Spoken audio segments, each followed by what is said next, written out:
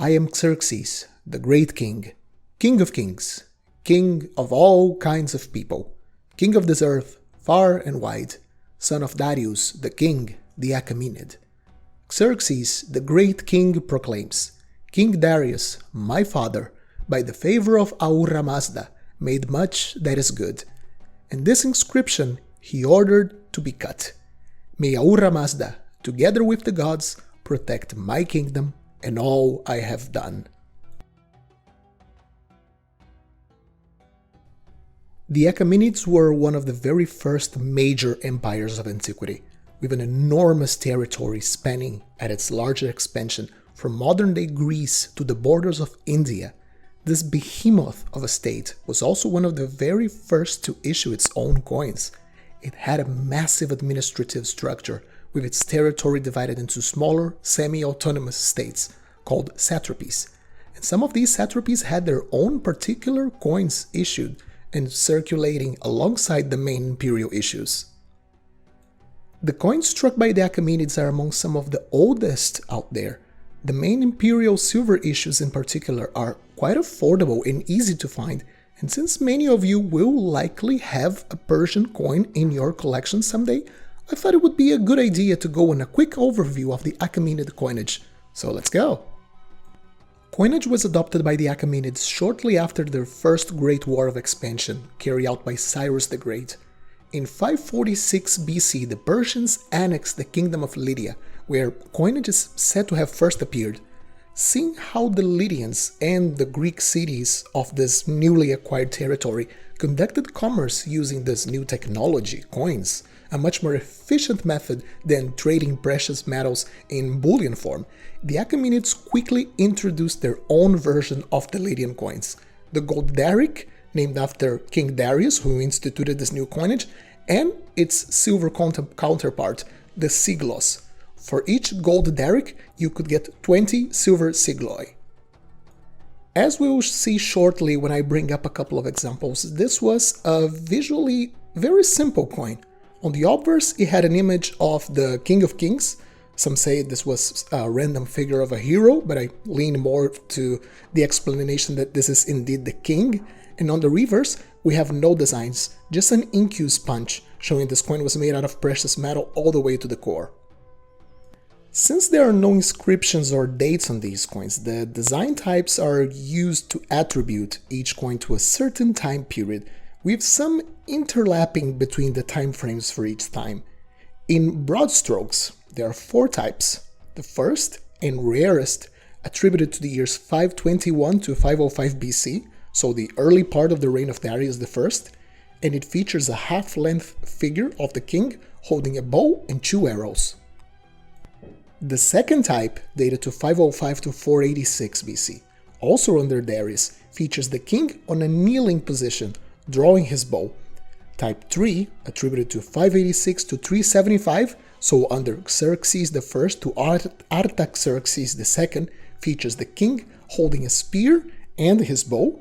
And finally Type 4, which has many subtypes and is dated between 450 to 336, so under Artaxerxes II, all the way to the fall of the Achaemenids to Alexander, under Darius III, depicts the king with a bow and a dagger, or maybe a little short sword. Something curious about these coins is that silver and gold seem to have been issued for different purposes, not only as to serve as money. And to explain what I mean by that, I need to elaborate a bit.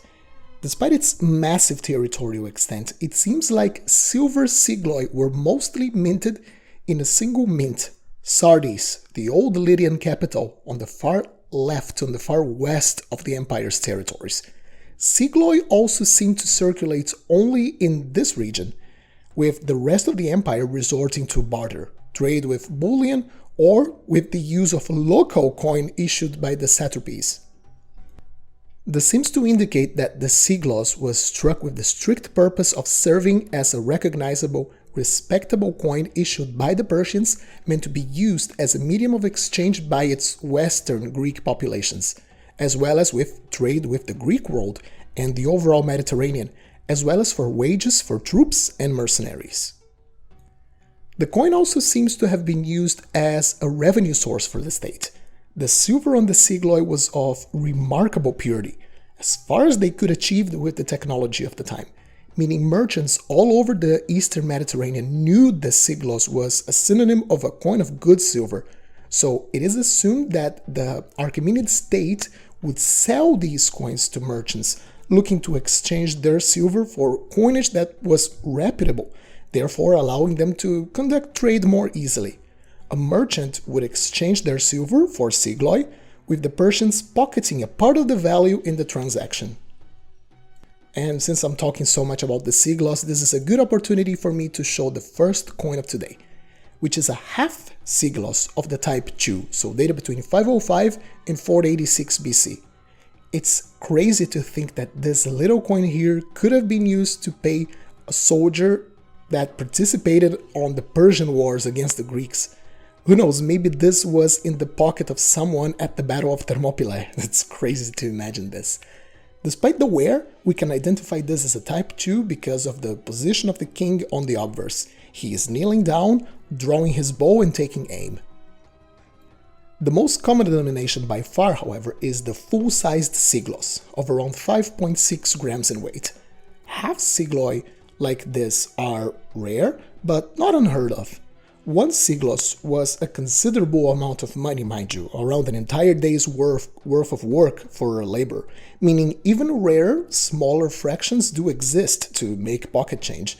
I'm putting on your screen now a minuscule fraction of 1/24th of a siglos. This tiny little thing here weighs just 0.23 grams. I wonder what people did back then so they wouldn't lose the damn thing. From the US penny under the coin in this picture, we can have an idea of how ridiculously small that coin was. So okay, let's have a look at a full siglos. I love the feel and the aesthetic of this coin. It's such a contrast to see the lovely image of the king and the flat, shiny field of the obverse against pretty much the rest of the coin, this globular shaped flan. It doesn't feel like a coin. It feels like a raw piece of silver with a stamp on it. It's hard to describe. I really think you should have one in your collection. It feels ancient. It feels venerable.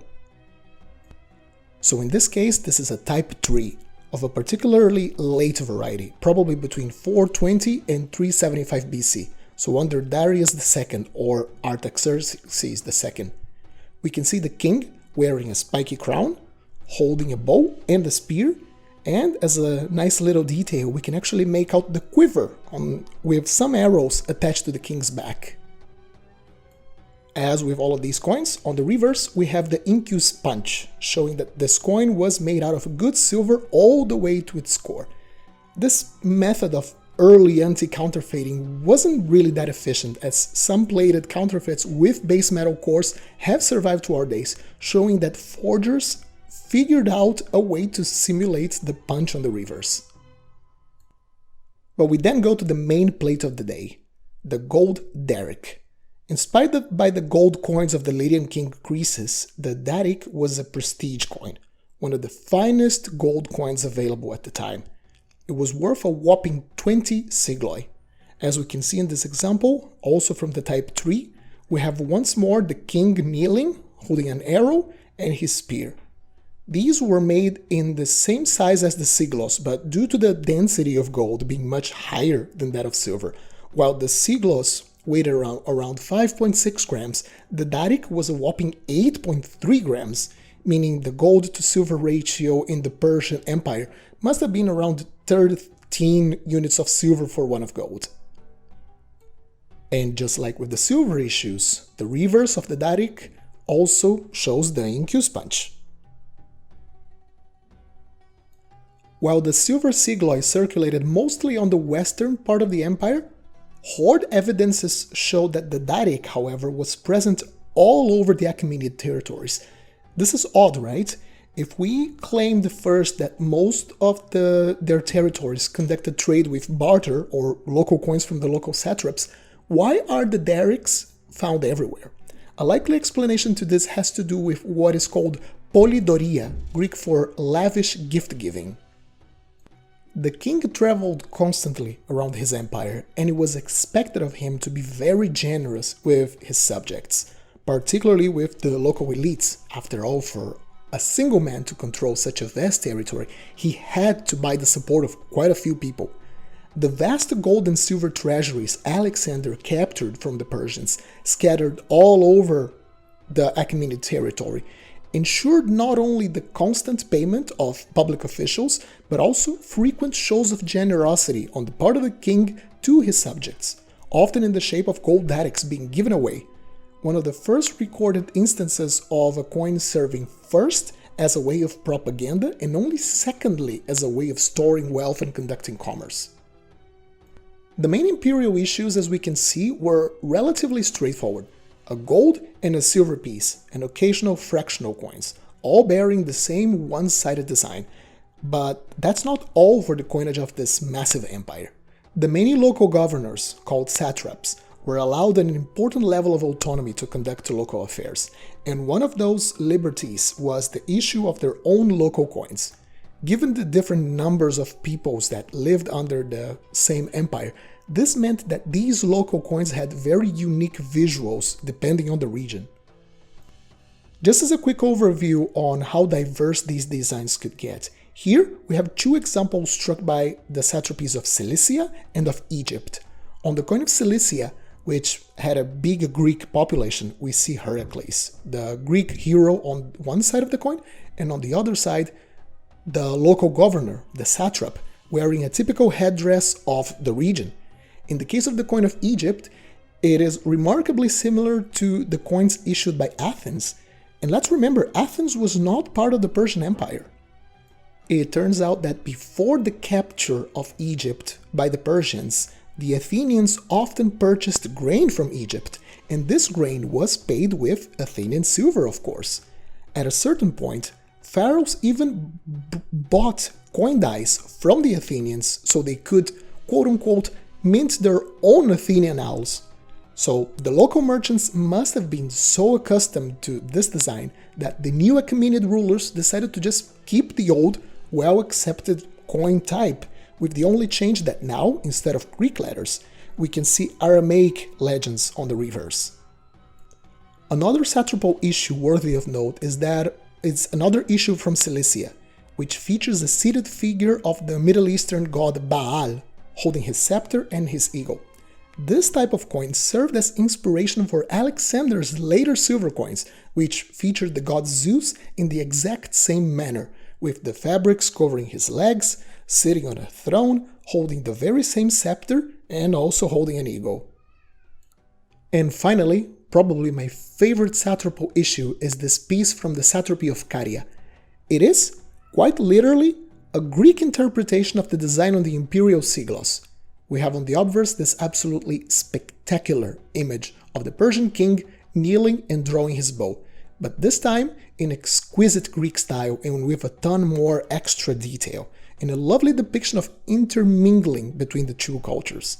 And on the reverse, this very dynamic image of the local satrap riding his horse and raising his spear in a battle scene. Each satrapy was required to provide a certain number of men in times of war to the main imperial army, so here we have a scene of pretty much that. The Achaemenid Empire was one of the main world powers for over 2 centuries before being swiftly overrun in the incredible campaigns of Alexander the Great. It was certainly not the last great Middle Eastern empire to arise. 2 others would rise during ancient times, the Parthians and the Sasanians, but these are topics for another episode. Fortunately, the Achaemenids left us a really amazing numismatic legacy. Do you have one of their coins? Let us know in the comment section down below. I hope you enjoyed yet another little video. Leave a like and consider subscribing if you did.